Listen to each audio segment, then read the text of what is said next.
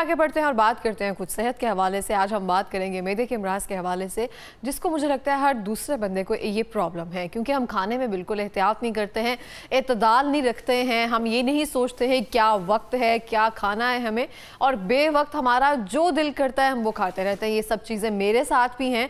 कभी कभी हाथ कंट्रोल में नहीं रहता है, दिल करता है जो मर्जी हम खा लें, कभी किसी किस्म की प्रॉब्लम नहीं हो, लेकिन ऐसा तो पॉसिबल है नहीं। हर एक बंदे की बर्दाश्त होती है, तो फिर तो ये तो एक स्टमक है। हमारे इंटरनल ऑर्गन्स के साथ क्या बनता है, किस तरह से मज़ीद लोग जो हैं मैदे के अमराज में मुब्तला होते जा रहे हैं, इस हवाले से जानेंगे इसका हल क्या है और कैसे हम देसी नुस्खा जात के ज़रिए इससे क्योर कर सकते हैं। हमारे साथ मौजूद हैं प्रोफेसर हकीम तसव्वुर मोहम्मदी साहब, हुजामा एंड लीच थेरेपिस्ट। अस्सलाम वालेकुम। वालेकुम अस्सलाम। कैसे हैं आप? अल्हम्दुलिल्लाह, शुक्र। बहुत बहुत शुक्रिया प्रोग्राम में आने के लिए फर्स्टली। और सेकेंडली सर, मैं आपसे जानना चाहती हूँ कि आपके पास ज़्यादातर लोग किस मर्ज़ के लिए आते हैं कि हमें ये प्रॉब्लम है? हमें ज़्यादातर होते हैं ना हुक्मा के पास इसलिए जाते हैं हम फकी दे दी जाए, हाजमे के लिए हमारे खट्टी डिकारें आ रही हैं, कुछ ना कुछ मैदे की प्रॉब्लम्स हो रही हैं, डायरिया हो रही है, पेट से रिलेटेड इशू है, तो सारे स्टमक रिलेटेड इश्यूज आ जाते हैं। जी जी। तो उस बारे में बताएंगे, इतने लोग कम उम्री में ही बच्चे क्यों इसका शिकार हो रहे हैं? बच्चे भी कैप्सूल्स खा रहे हैं, गोलियाँ खा रहे हैं। जी बहुत शुक्रिया इकराम मलिक, आपने प्रोग्राम में मदऊ किया। आज का जो टॉपिक है हमारा वो मैदे के अमराज के ऊपर है। यानी आज के दौर में, आज के जदीद दौर में बच्चे, बूढ़े, जवान, हर दूसरा फ़र्द इस मर्ज़ मैदे की बीमारी के ख़राबी के अंदर मुब्तला है। इसकी क्या वजह है? इसकी बहुत कॉमन वजह है। जिस तरह इसकी ये बहुत मर्ज़ कॉमन है, इसकी वजह से इसकी जो वजह है वो भी बहुत ज़्यादा कॉमन है। लाइफस्टाइल हमारा ठीक नहीं है। मेन चीज़ है, बच्चों का भी लाइफस्टाइल ठीक नहीं है, बड़ों का भी नहीं ठीक है और बूढ़ों का भी नहीं ठीक।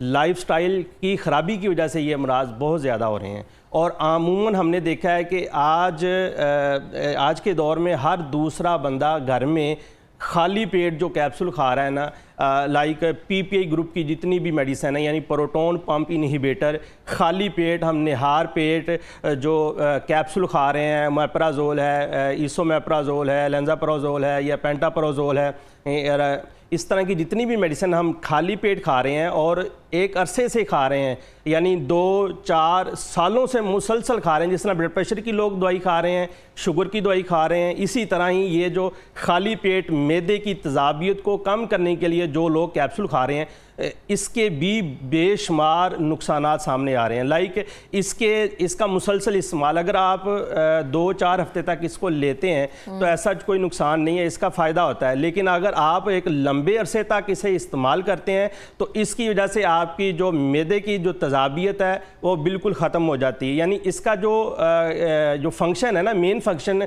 ओमेप्राजोल का या जितनी भी पीपीआई ग्रुप की मेडिसिन है, प्रोटोन पंप इनहिबिटर, यानी आपकी ये तेज़ाबियत को, मैदे की तेज़ाबियत को मुकम्मल ख़त्म कर देता है। यानी रेगुलर नहीं करता, मुकम्मल ख़त्म कर देता है। ये आपके मैदे में कुदरती इंजाइम्स होता है, प्रोटोन पंप, उसको ये लॉक कर देता है, ब्लॉक कर देता है, जिसने आपके मैदे में तेज़ाबियत को बनाना होता है, जिसने मैसेज देना होता है, यानी हाइड्रोक्लोरिक एसिड इसको बनाना होता है। हाइड्रोक्लोरिक एसिड हमारी बॉडी में, हमारे मैदे में बहुत ज़रूरी है।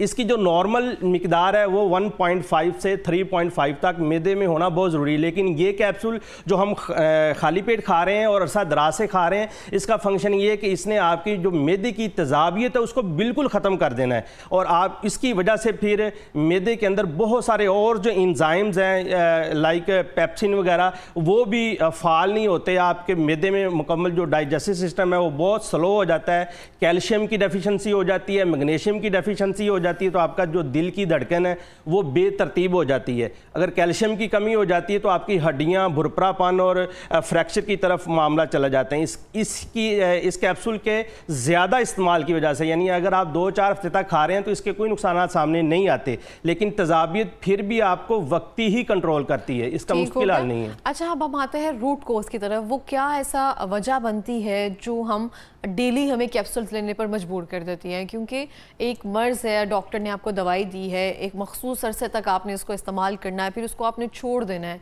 लेकिन हमें दोबारा से ज़रूरत क्यों पेश आती है कि कुछ खाने से पहले हमने उसको हज़म करने के लिए वो कैप्सूल्स जो हैं हमने खाना ही होते हैं? देखिए जी, मेरा मानना है, तिब्बे यूनानी का मानना है, क्योंकि मैं हर्बल इलाज करता हूँ, हमारा मानना है कि कोई भी मर्ज़, किसी भी मर्ज़ की आप दवाई ले रहे हैं, वो 2-4 महीने, 6 महीने 2-4 हफ्ते खाने के बाद वो मर्ज़ ख़त्म होनी चाहिए। ये नहीं कि आपने मरते दम तक उसी ही मेडिसिन के ऊपर रहना है, वो एक मुकम्मल इलाज नहीं है, वो तो एक टेम्परेरी है, वक्ती है, ठीक है। वक्ती तौर पे हम इसको ये असल में जो मेप्राजोल है ये क्या करता है, ये आपके एसिड को वक्ती तौर पे एसिड फ्री कर देता है, आपके मैदे को वक्ती तौर पे आपकी तजाबियत को ख़त्म कर देता है। और जो एक तो ये तजाबियत बनने नहीं देता, दूसरा आपके मैदे में जो तजाबियत है उसको भी थोड़ी देर के लिए ख़त्म कर देता है। तो ये सिर्फ वक्ती ही ट्रीटमेंट है, वक्ती तौर पे आपकी तजाबियत ख़त्म हो जाती है, आपकी जो डाइजेशन थोड़ी सी बेहतर हो जाती है।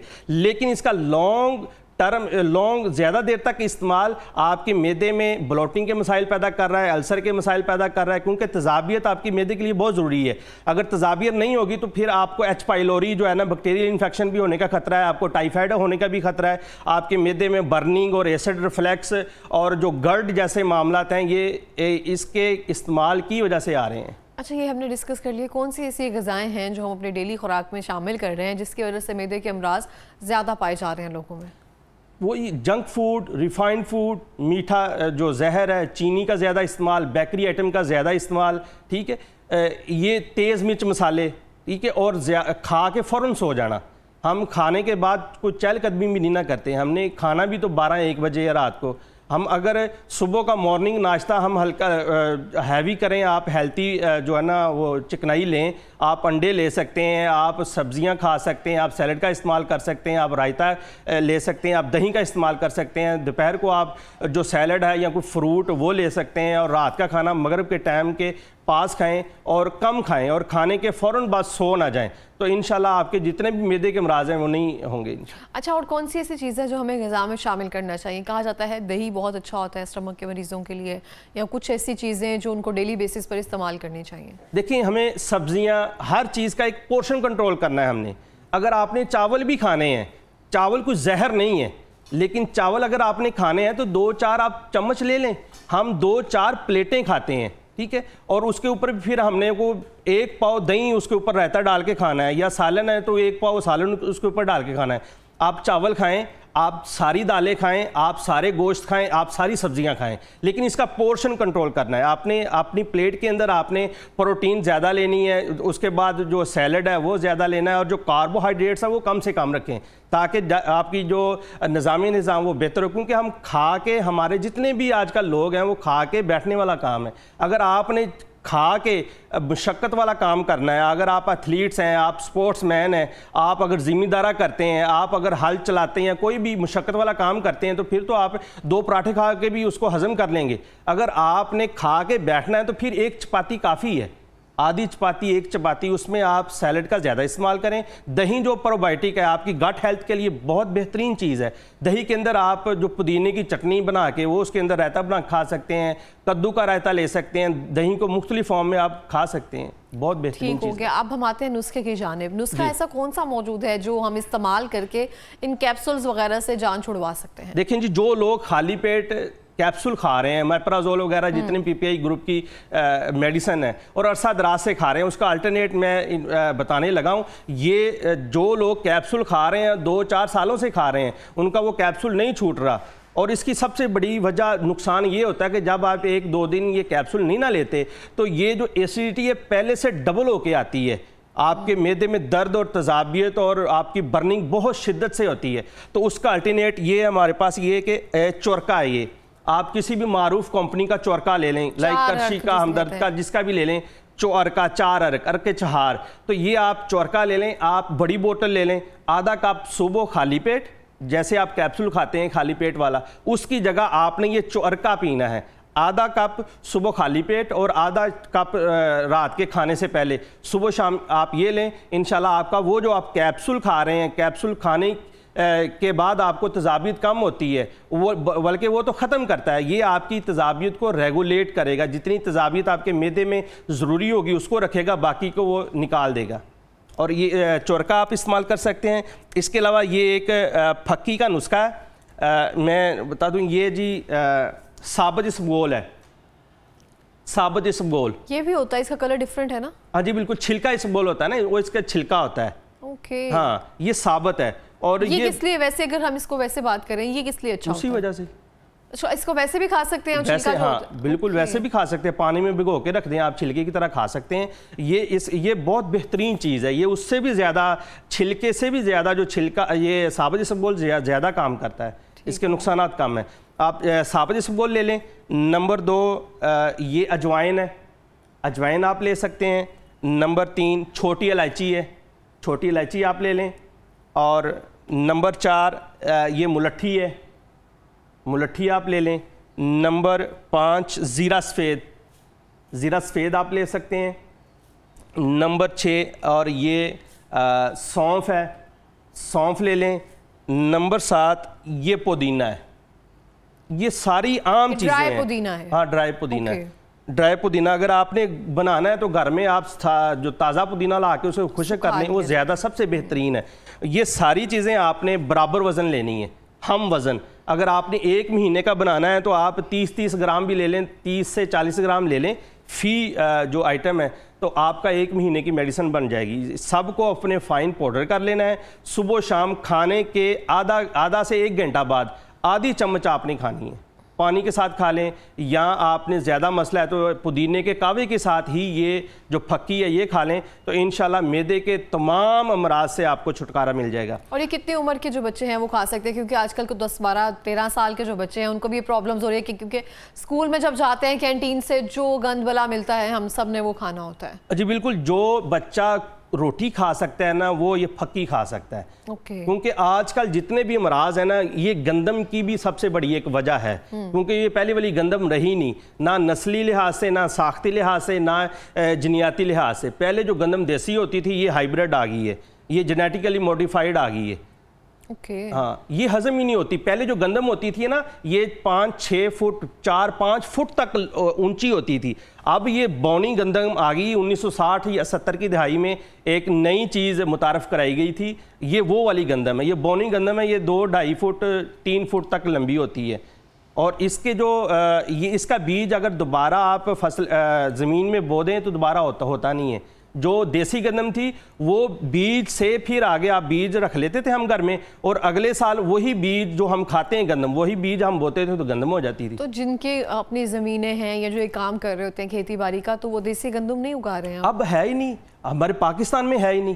یہ 1960-70 میں یہ ہے نا جو سبز زرعی کے لحاظ سے ایک تحریک چلی تھی, اس وقت یہ نئی امریکہ سے ہم نے امپورٹ کیا تھا. ادھر وہ ہائیبرڈ بیج اور یہ کراس میچنگ ہوئی ہے, 1-2 بیجوں کو ملا کے ایک تیسری نسل تیار کی گئی ہے. اور یہ بونی گندم ہے, اس میں جو گلوٹن زیادہ ہے, فائبر کم ہے. وہ جو دیسی گندم تھی اس میں گلوٹن کم تھا, فائبر زیادہ تھا. اوکے ہاں جی, تو جو زیادہ ہمیں ہیلپ کرنے میں, ہاضمے کے لیے ہیلپ کرتا تھا. گندم تو بہت بہترین چیز تھی, لیکن اب یہ وہ گندم نہیں ہے, نہ گندم ہے, نہ وہ چاول ہے, نہ وہ مکئی ہے.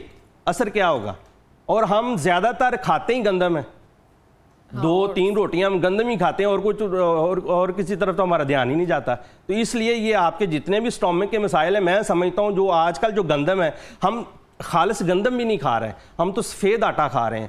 ہاں ریفائن ہر چیز سائڈ پہ ہوگی, بھی سوجی سائڈ پہ, سارا کچھ سائڈ پہ. اس میں جو اس کا اس میں سے جو گندم کا جو ایک ہول تھا نا اوپر والا چھلکا, جو فائبر ہے اصل, وہ بھی ہم جانوروں کو کھلاتے ہیں. جانور ہم سے اچھے ہو گئے ہیں کہ ہم جو چوکر ہے, چوکر وہ اصل چیز ہے, وہ ہم نے نکال دی ہے, نکال کے ہم جانوروں کے لیے رکھ دیا ہے. تو انسانوں کے لیے کیا یہ سفید آٹا ہے بس. اور یہ سفید آٹا یہ انتہائی نقصان دہ ہے. کانسٹیپیشن کا یہ کاز کرتا ہے, ایچ پائلوری یہ کاز کر رہا ہے, آپ کو معدے کی تیزابیت, ایسیڈیٹی اس گندم کی وجہ سے ہو رہی ہے. بالکل اس طرح سے. اچھا ہم دیکھتے ہیں بچوں میں معدے کے امراض جو ہیں وہ کیوں بڑھتے جا رہے ہیں؟ السر بھی دیکھنے میں آ رہا ہے, یہ سب چیزیں دیکھنے میں آ رہی ہیں. بچوں کی ریکوری جلدی ہو جانی چاہیے کیونکہ ان کا امیون سسٹم سٹرونگ ہوتا ہے.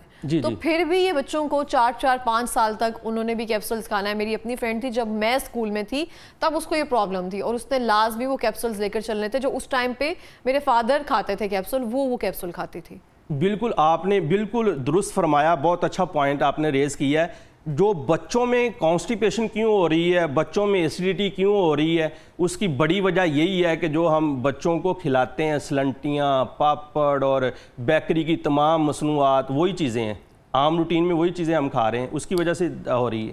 صحیح ہو گیا. سر لاسٹ منٹ میں کوئی پیغام دینا چاہیں گے؟ لاسٹ منٹ میں میرا یہی عوام کو پیغام ہے کہ آپ کو اگر کوئی معدے کا کوئی بھی ایشو ہے, آپ کو معدے کی تذابیت ہے، آپ کو معدے کی جلن ہے، آپ کو معدے میں السر ہے، آپ کو ایسڈ ریفلیکس ہوتا ہے، منہ میں کھٹا میٹھا پانی آتا ہے، آپ کو کانسٹیپیشن، آپ کی گٹ ہیلتھ ٹھیک نہیں ہے، تو یہ جو میرا بتایا ہوا نسخہ آپ استعمال کریں۔ اگر اس کے باوجود آپ کو کچھ سمجھ نہیں آ رہی تو اپنے قریب کسی بھی مستند معالج حکیم سے لازمی رابطہ کریں، اپنا ٹیمپرامنٹ لازمی چیک کروائیں کہ آپ کا مزاج کیا ہے، اور اپنے لائف سٹائل کو چینج کریں۔ اپنے لائف سٹائل کو چینج کریں گے تو آپ تمام امراض سے بچ سکیں گے۔ اگر صرف آپ ادویات کے اوپر رہے تو پھر آپ بہت مشکل ہے بچنا۔ اپنے لائف سٹائل کو بھی چینج کرنا ہے اور میڈیسن بھی کھانی ہے، واک بھی پراپر کرنی ہے، انشاءاللہ سارے مسائل آپ کے ٹھیک ہو جائیں گے۔ بالکل اس طرح سے بہت بہت شکریہ پروگرام میں آنے کے لیے، جو مستند جو نسخہ جات ہیں وہ پیش کرنے کے لیے۔ اور میں